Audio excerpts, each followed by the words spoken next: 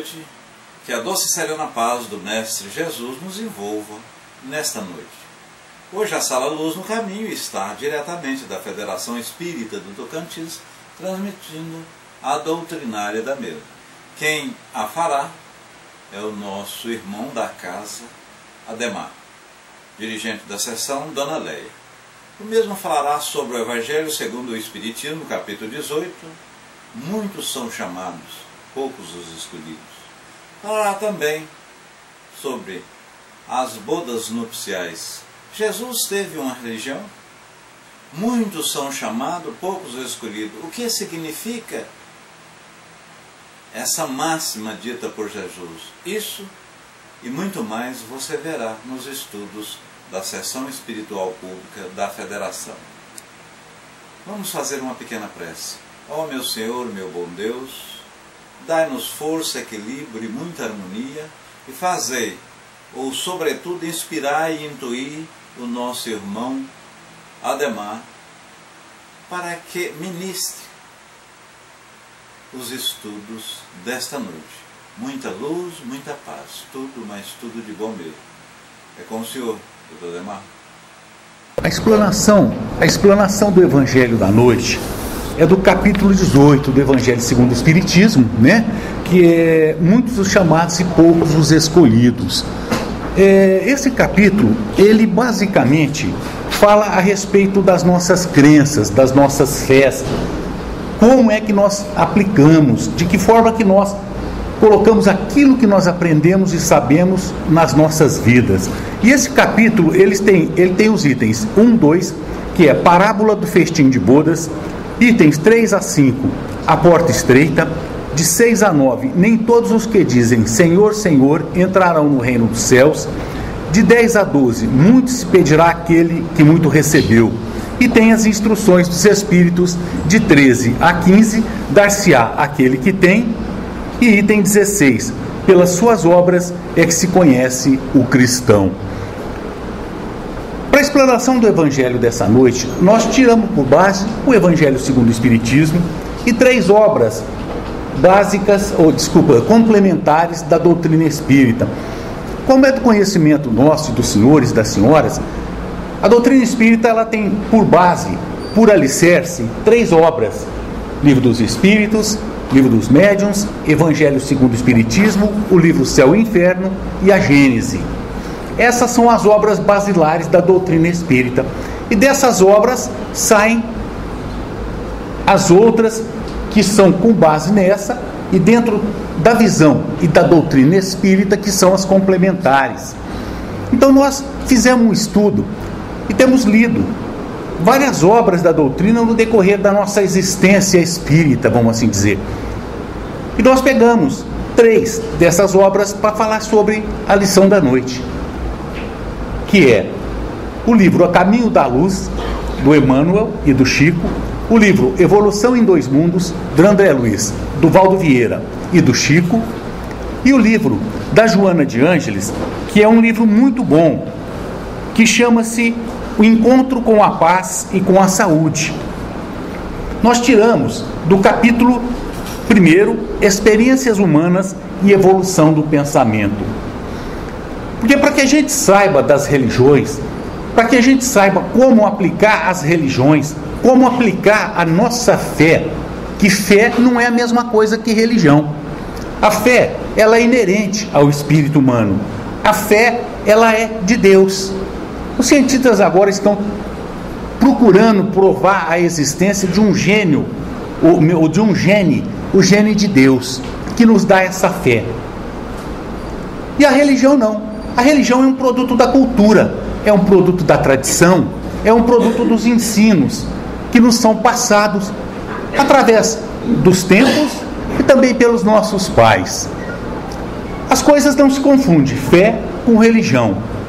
Mas, para que nós hoje possamos exteriorizar a nossa fé, para que nós possamos fazer com que essa fé aflore e vingue, nós temos que ter a religião.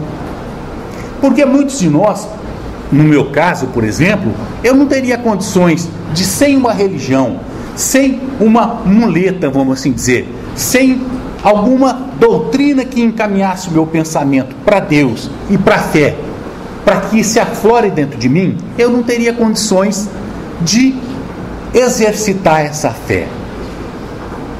Muitos, porém, não necessitam da religião, porque já estão num estado de adiantamento tão, vamos dizer assim, elevado, que a religião para eles não tem essa necessidade. O exemplo clássico e o exemplo maior de toda a história da humanidade, Jesus. Jesus era hebreu. Ele professava a religião dos hebreus. Porém, no decorrer da sua trajetória aqui na Terra, ele foi mostrando os erros daquela religião e foi mostrando-nos o exercício da sua fé.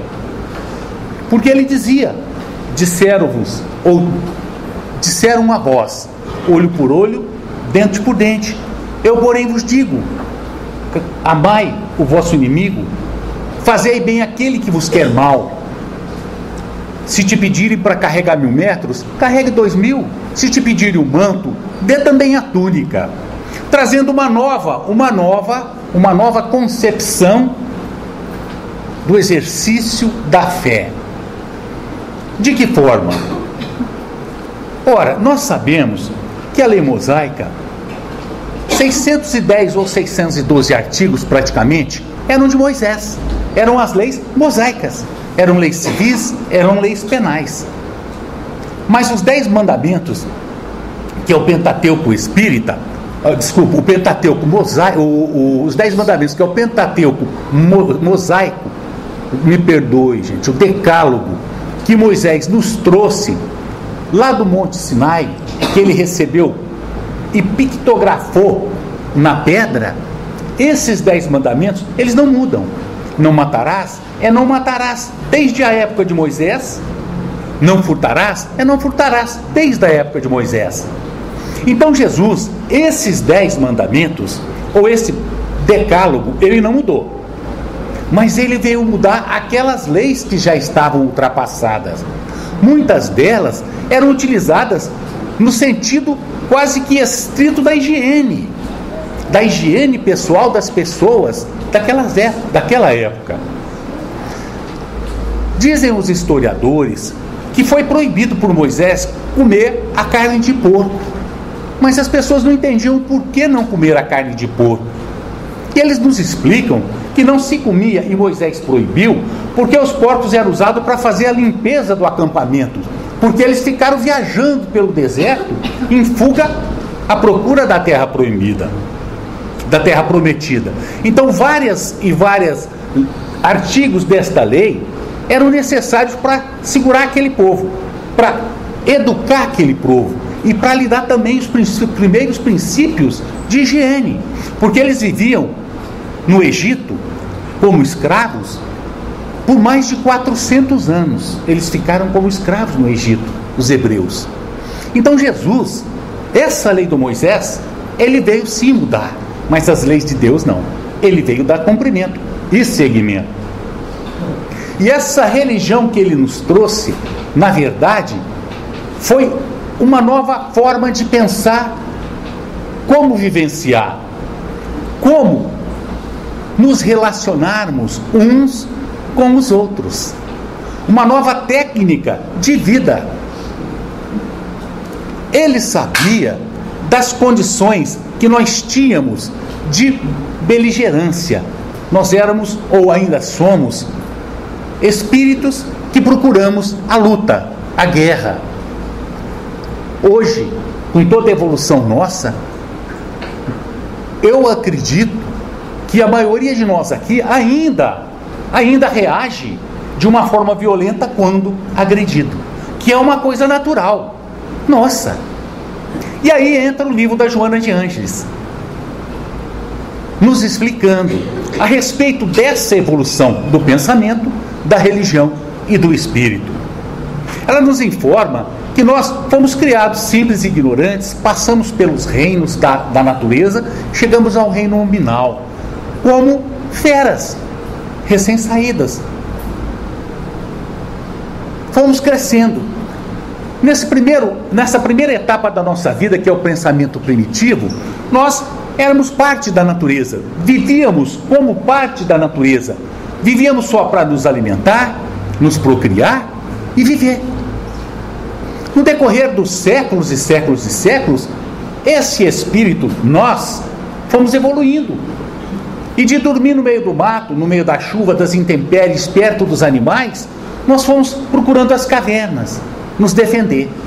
E com o tempo, nós fomos tendo o relacionamento, porque no começo vivíamos, nós espíritos, em grupos. Fizemos a explanação do Evangelho, salvo engano, foi aqui mesmo a respeito da família, que nós fizemos essa digressão. E a Joana nos fala desses pensamentos. E aí vem Emmanuel, no livro A Caminho da Luz, nos explicando a respeito também da evolução do pensamento humano e automaticamente das religiões.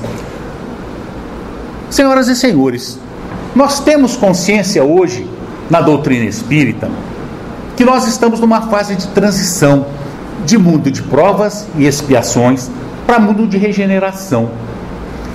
Nessa fase de transição, aqueles espíritos endurecidos, e nos explica a doutrina, vão ser encaminhados para outros orbes, outros planetas. Agora, se os senhores acham que só na Terra que tem a vida humana, como explicar então? No nosso sistema solar, 9 planetas, na nossa galáxia, mais de 150 milhões de sóis, na Via Láctea, mais de 250 bilhões de galáxias. Como explicar essa imensidão de sóis, com os seus mundos à sua volta, para nada? Explica-nos a doutrina espírita que não. Deus cria de todo sempre, tanto é que Ele é eterno. E Ele nunca deixou de criar. E esses mundos vão sendo criados dentro das leis da natureza. Não é fiat lux, ou faça-se a lux, não. É num processo científico, num processo que a astronomia e que a física tem nos mostrado. Ainda não foi descoberto como, mas estão procurando. Os mundos são criados, porque são automatismos, são leis de Deus inderrogáveis. Então são bilhões, bilhões e bilhões de mundos.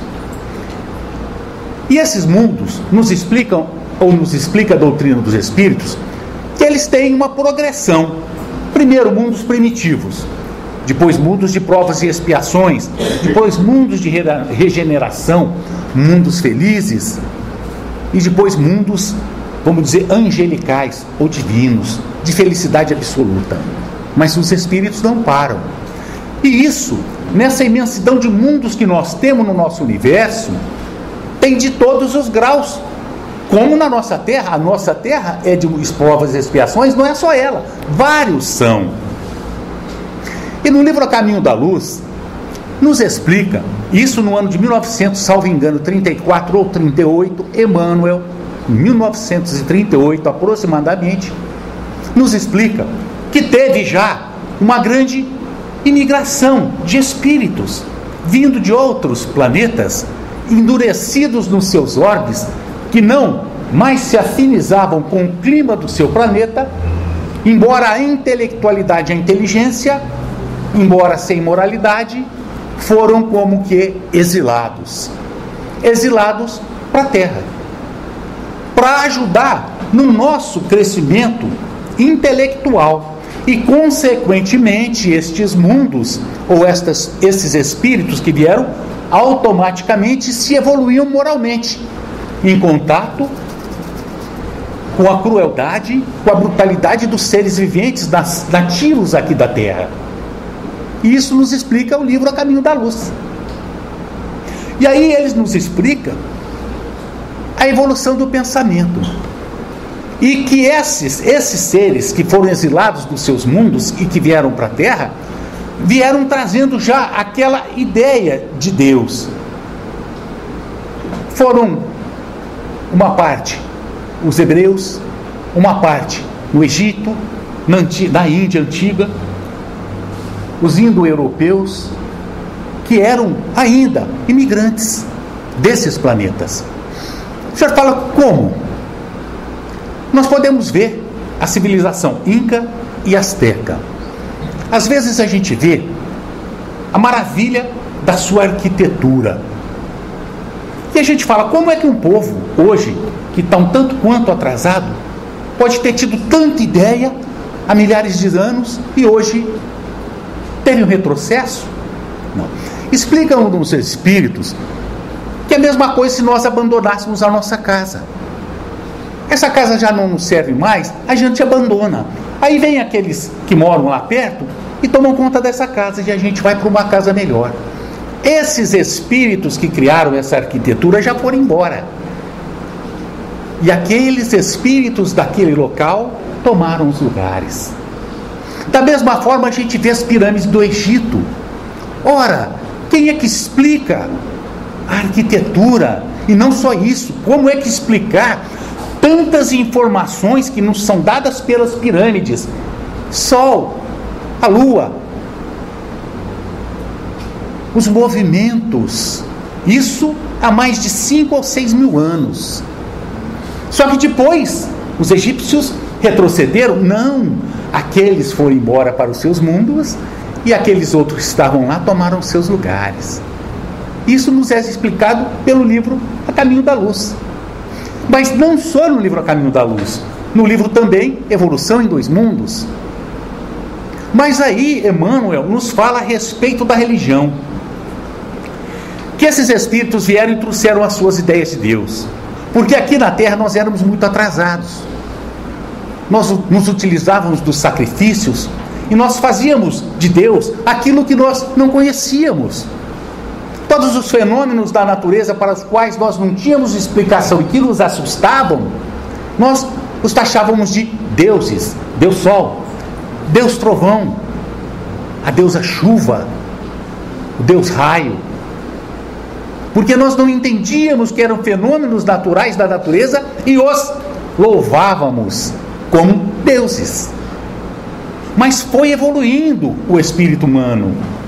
E pouco a pouco foi começando a ter ideia transcendente de Deus. E nos diz Emmanuel que quando veio Jesus, a humanidade já estava passando para a maioridade, já tinha condição de receber esse homem Jesus. O pensamento religioso da época era muito tumultuado. O paganismo vigia em quase na totalidade. A grande virtude dos hebreus foi trazer a ideia do Deus único. E foi a fibra que eles tiveram de manter esse pensamento até hoje. Mas nos diz Emmanuel que o erro, o grande, vamos dizer assim, a grande falha desse povo é o orgulho. Tanto é verdade que não aceitaram Jesus. Para eles, o enviado, o Messias, ainda não veio. Porque o Messias, o enviado, que os tiraria do jugo dos opressores e faria com que eles, hebreus, dominassem toda a terra com a sua raça, viria montado em seus cavalos com os seus guerreiros.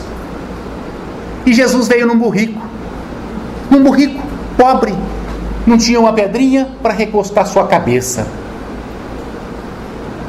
Levava a sua palavra de amor, abraçava as crianças e as mulheres, o que era uma temeridade naquela época.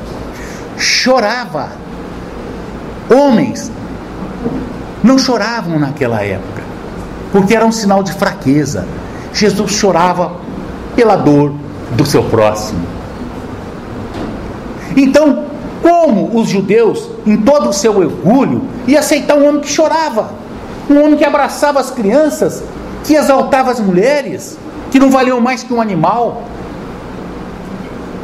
Como eles acreditarem que o enviado de Deus, o seu Salvador, seria um pobre carpinteiro da Galileia? A Galileia, senhoras e senhores, era considerada marginalizada pelos judeus. Daquele lado lá, se virmos o mapa, nós vamos ver Judéia, Samaria, Galileia, Itureia e tem outros em volta. Jesus era da Galileia. E os galileus não valiam praticamente na concepção dos judeus nada. Tanto é que quando Bartolomeu foi convidado para ser um dos discípulos ou dos apóstolos de Jesus, ele diz: mas ele é galileu? E tem alguma coisa que presta vindo da Galileia? Era isso. Jesus foi colocado naquele lugar marginalizado, vizinho dos samaritanos, carpinteiro e pobre. Como é que o povo judeu podia aceitar esse homem como sendo enviado de Deus, que trazia uma mensagem de igualdade entre as pessoas, que diziam que os escravos e os seus patrões, que os reis e os seus servos eram irmãos? Como, no orgulho daquelas pessoas, aceitar uma ideia de irmandade em Deus de todas as pessoas? Não aceitaram, crucificaram Jesus. Mas a sua ideia foi crescendo, e junto com ela as religiões. Os primeiros 300 anos da era cristã, ou seja, depois de Cristo, os cristãos foram perseguidos, foram mortos. Depois foi descriminalizada, deixou de ser crime ser cristão. Aí, salvo engano, Teodósio tornou o cristianismo religião oficial. Aí, de perseguido, passou a perseguidor. E todos os senhores sabem a história da humanidade, aquela época das perseguições, da Inquisição, nas mortes mais tristes e doloridas que foram infligidas em todas as épocas da humanidade, aquelas pessoas que não deixavam de acreditar naquilo que eles acreditavam, os judeus, aquelas pessoas que tinham os dons mediúnicos, que eram queimados como bruxos. O maior exemplo da humanidade, Joana d'Arc, uma menina de 17 anos, que conseguiu unificar um país que estava todo retalhado, a França, analfabeta, de pai e de mãe, conversava com as suas vozes, 3 santos. E essas pessoas, esses espíritos elevados, apareciam para ela como santos. Por quê? Elas acreditavam, a fé pura dela acreditava que eles eram santos. E eles apareciam como santos, porque ela o merecia. E foi morta, como bruxa, porque ouvia suas vozes. Mas é óbvio que tinha os interesses políticos no meio. Venderam Joana d'Arc por 30 moedas de ouro, ou, 10 mil moedas de... Então foi coisas assim. Então o que aconteceu? As pessoas que tinham esses dons mediúnicos eram queimadas em nome da religião. Raul Teixeira, se reportando a Kofi Annan, os senhores se lembram de Kofi Annan? Kofi Annan foi o secretário-geral da ONU. O Kofi Annan é uma pessoa muito, muito maravilhosa, uma pessoa... E ele, depois já de ter saído da Secretaria-Geral da ONU, o Kofi Annan comentou com uma pessoa que foi feita uma pesquisa pela ONU, e nessa pesquisa se constatou que 75% das guerras que acontecem no mundo são por motivos religiosos. Ora, senhoras e senhores, quem se diz religioso mata em nome de Deus? Quem se diz que professa uma religião, que ama a Deus sobre todas as coisas e o próximo a ti mesmo, mata em nome desse Deus? Muçulmanos contra católicos, católicos contra judeus, e assim contra hindus. Guerra de religiões. Só nos Estados Unidos são mais de 1.500 rótulos religiosos. Aqui no Brasil a gente vê a quantidade enorme de religiões. Mas é errado? Ou essas religiões estão erradas? Não.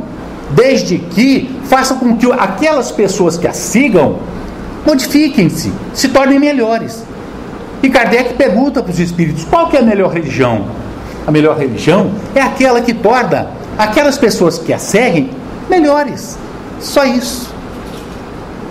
Mas o pensamento humano, depois dessa, vamos dizer assim, da legalização do cristianismo, foi se desvirtuando. Aquele cristianismo puro, ele foi mudando, foi se tornando hierarquizado, foi se tornando todo cheio de paramentos. E no ano de 610, ou me perdoa, 670, 607, começou a surgir, ou surgiu a Igreja Católica. Que o católico quer dizer universal. Surgiu a Igreja Católica. Em nome da religião, a gente sabe o que eles fizeram no decorrer dos séculos e séculos. Mas não é crítica, porque tem o lado bom. Levaram o nome de Jesus. Não esses que matavam, não esses que comandavam, mas aquelas pessoas humildes que se vestiam, que seguiam Santo Agostinho, os agostinianos, São Domingos, os dominicanos, Santa Clara, as claretianas ou as clarissas, que iam para os mais longos ou mais longes, ou os maiores, os mais distantes rincões, para levar a mensagem de Jesus.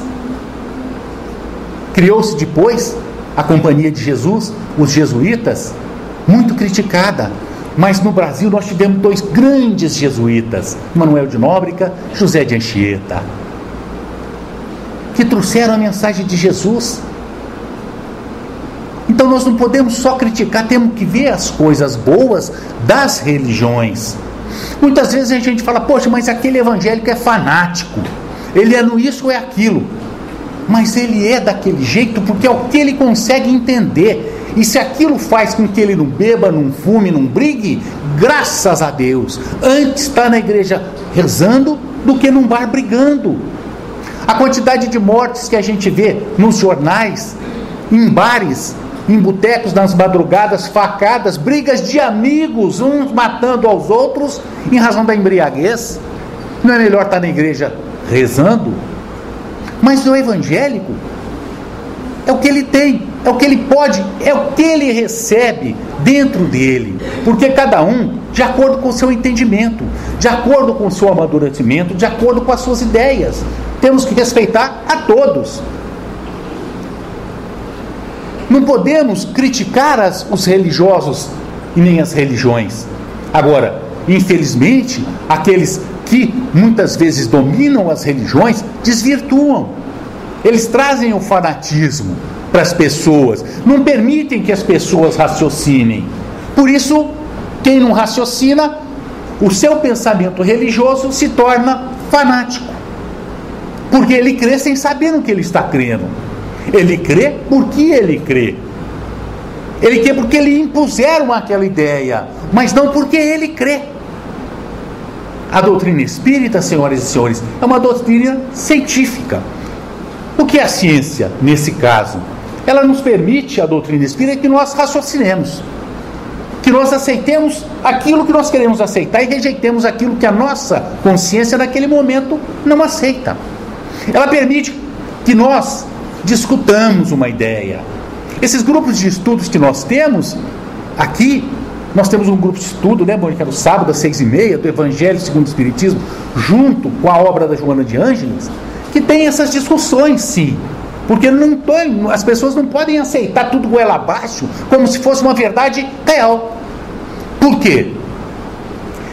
Tem uma lenda que diz que Deus uma vez soltou a verdade lá em cima, lá do céu, e essa verdade era um espelho muito grande. Só que no decorrer dessa trajetória, esse espelho se quebrou. A verdade se quebrou em vários pedaços e caiu em todos os lugares do mundo vários pedaços do espelho. E cada um, quando pegava esse pedacinho de espelho lá no Japão, lá na China, aqui no Brasil, lá na Espanha, via a verdade de uma forma. Olha, a verdade é essa. Não nos mostrando que não são todos que têm a verdade integral. Essas partezinhas das verdades, todos nós os temos em todos os lugares do mundo. E quando nos diz Raul Teixeira, se juntarem todos esses pedacinhos, essa verdade será uma só. Mas hoje ainda, senhoras e senhores, esses pedacinhos de espelhos é a verdade de cada um.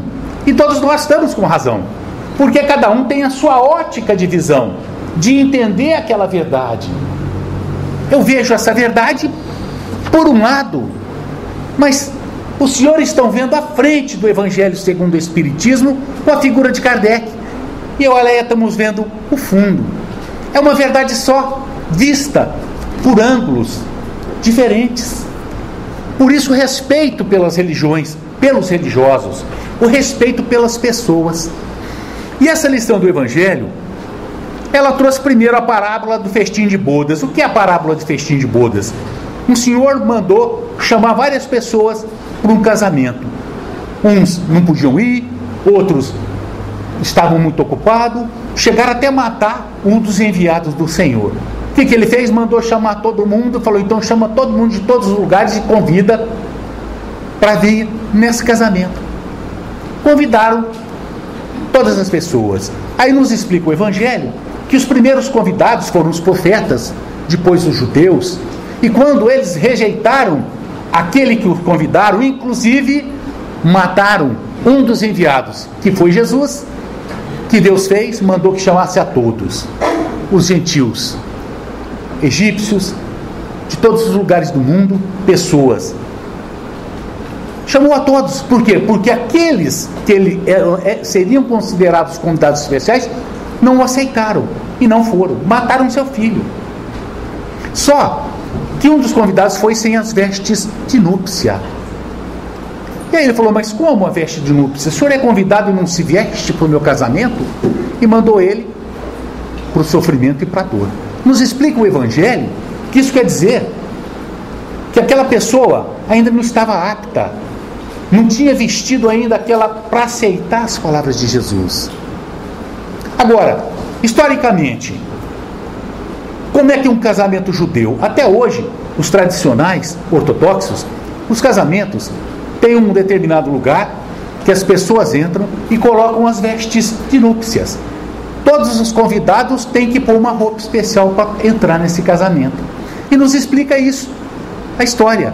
Então Jesus, quando disse que aquela pessoa foi punida, em razão da rigorosidade, da ortodoxia dos judeus daquela época. Foi punido porque não vestiu as vestes de núpcia.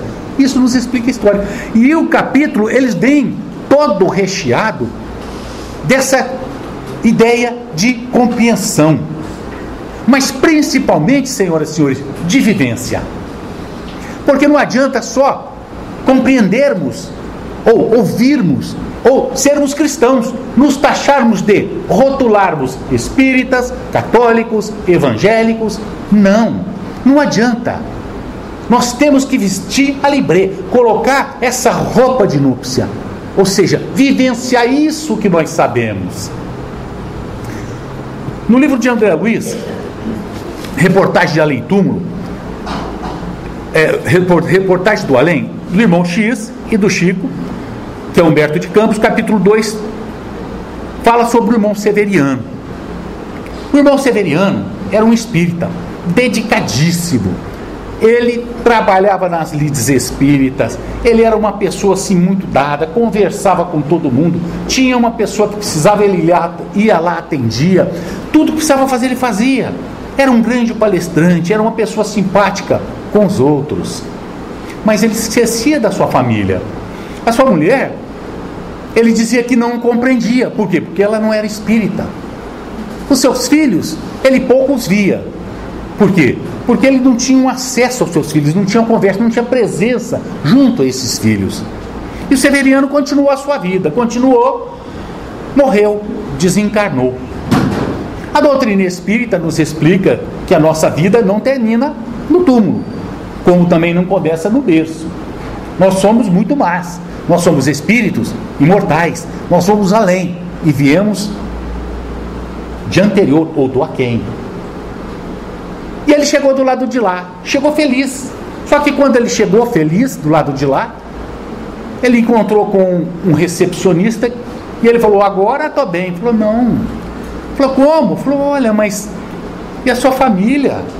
A sua mulher? A minha mulher não me entendia. Ora, vamos fazer uma coisa? Vamos pegar no Evangelho então o que você teria que fazer, já que você quer um pregador do Evangelho. E aí diz esse mentor, abriu o Evangelho, caiu no versículo 4, capítulo 23 de Mateus, Novo Testamento. Pois atam fardos pesados e difíceis de suportar e os põem aos ombros dos homens. Eles, porém, nem com o dedo querem movê-los. Ou seja, nenhum esforço ele fez para entender a sua esposa. Ela que tinha que entendê-lo, e ele era espírita. E aí ele falou: mas eu fui incompreendido, eu fui uma pessoa, e eu fiz tudo de bom na minha vida, eu ajudei, eu preguei o Evangelho. Aí esse espírito que o recepcionou falou: então vamos ler essa parte aqui do Evangelho. Aí chegou o versículo 17, capítulo 2 da Epístola Universal de Tiago, em caracteres radiosos: assim também a fé, se não tiver obras, é morta em si mesmo. Senhoras e senhores, o que nos pede Jesus? O que nos pede a doutrina espírita? Ela nos esclarece. Mas o que nos pede Jesus? Para que tenhamos fé, do tamanho de um grão de mostarda, e possamos dizer para o monte: se mova daqui para lá, e ele vai. Mas nós somos de pouca fé, porque se disséssemos isso para o monte, do orgulho que nós temos dentro de nós, para o monte da vaidade, o ódio, o rancor, os gigantes da alma que nos diz Joana de Ângeli, a inveja, o ciúme, se nós tivéssemos fé do tamanho de um grão de mostarda e disséssemos para essas nossas más tendências: se afaste, elas se afastariam, através do esforço que faríamos no exercício da nossa fé ativa. Ele não nos pede para que sejamos como Madre Teresa de Calcutá, não nos pede para que sejamos como Divaldo Pereira Franco, Francisco Cândido Xavier. Jesus não nos pede para que sejamos como Francisco de Assis, de forma nenhuma. Simplesmente nos pede que sejamos nós próprios.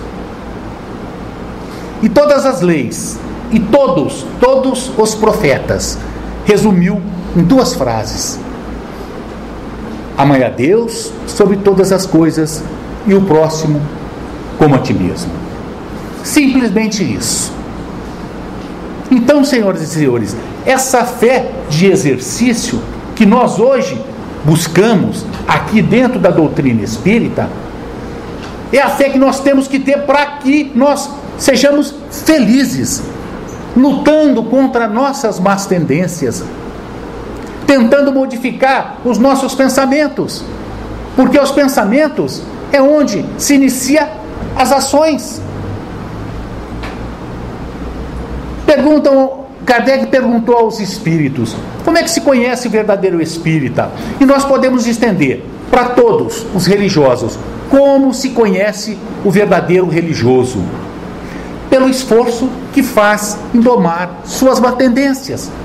Só isso. É isso que Jesus nos pede. É essa fé em movimento que nós devemos colocar nas nossas vidas. Se hoje eu não tenho a capacidade de ajudar o meu próximo, de fazer visitas, de doar grandes valores, eu tenho a capacidade de sorrir. Se eu não tenho a capacidade de fazer um grande trabalho dentro da seara da fraternidade, que eu pelo menos suporte meu próximo, que eu possa ser eu mesmo dentro da minha casa e fora da minha casa.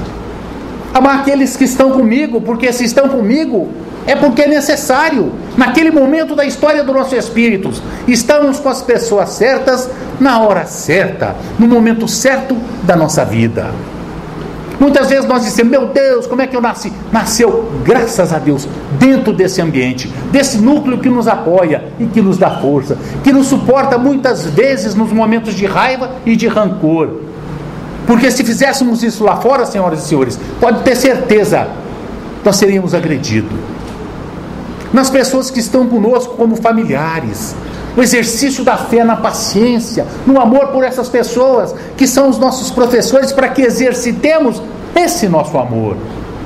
É a fé ativa, senhoras e senhores. A fé não é só a fé religiosa, é a fé que nós devemos ter em nós próprios, da consciência de que nós somos espíritos imortais, herdeiros de Deus, que nós temos o universo aos nossos pés, somos viajores desse universo. Por que temer as pequenas coisas de uma pequena encarnação ou reencarnação de 80, 90 ou 100 anos que seja, que não é nada perto da imortalidade. Que essa nossa vida é para nos exercitar, para que possamos ser felizes no futuro. Porque hoje o nosso presente é consequência do nosso passado. E o nosso futuro vai ser a plantação que fizermos nesse nosso presente, feliz ou infeliz. Por isso o exercício da fé, senhoras e senhores, essa fé que nós temos, essa semente que Deus nos deu, que devemos alimentar, devemos fazer com que ela seja regada com o amor. Colocarmos dentro de nós essa crença de que nós somos deuses, de que nós fomos criados para a perfeição relativa, que estamos simplesmente num trânsito para a perfeição. Jesus diz: vós sois luzes, que brilhe a vossa luz. Nós todos temos condições. E as dificuldades de hoje nas nossas vidas são simples obstáculos para nos exercitar no amor, nesse crescimento. E as dores são passageiras. E essas dores são passageiras. Por isso muitos são chamados e poucos escolhidos. Porque poucos de nós aceitamos o chamado de Jesus na hora das nossas vidas, quando mais nós precisamos. E para finalizar, senhoras e senhores, tem aquela canção de autor desconhecido, que foi colocado uma música por Dudu Dalvan muito linda, que é Passos na Areia. Nós estamos caminhando nas nossas vidas, 2 pares de passo, ou 2 pares de pegada, um ao lado do outro, um nós, outro Jesus. Estamos caminhando, de repente a gente vê um par de pegadas na areia, e aí a gente fala para Jesus: olha, mestre, como? Se na hora de maior dificuldade tu me abandonaste. Ele nos diz: filho ingrato, nos momentos de sofrimento e de dor, quando vistes esse par de pegadas na areia, era eu que te carregava nos braços. Podemos acreditar, senhoras e senhores, jamais nós estamos sós. Mesmo que nós não tenhamos uma família, mesmo que nós não tenhamos um emprego, mesmo que nós não tenhamos uma casa para morar, um travesseiro para recostar a nossa cabeça, jamais nós estamos sozinhos, porque somos filhos de Deus e Ele jamais nos abandona. E que as intercorrências dessa nossa vida são passageiras. Obrigado, senhoras e senhores. Essa é a mensagem do Evangelho da Noite. Deus abençoe a todos de ambos os lados da vida. Muito bem, meus irmãos, extraordinária palestra. Vamos passar agora aos passes magnéticos, que não são obrigatórios. Transferência fluídica do médio passista ao paciente, ou também a transferência fluídica associada dos fluidos espiritual e do passista ao paciente, ou seja, ao tomador do passe. Oh, meu Deus, que nos ajude, e ao adentrarmos a câmara de passe, recebamos aquilo que efetivamente necessitamos, e ao tomar a água fluidificada, que a mesma debele as nossas doenças, afastando todos os males físicos e espirituais, isso tudo, amado Mestre Jesus, conforme a nossa necessidade e merecimento. Tudo, mas tudo de bom, que assim seja, meus irmãos. Paz e luz.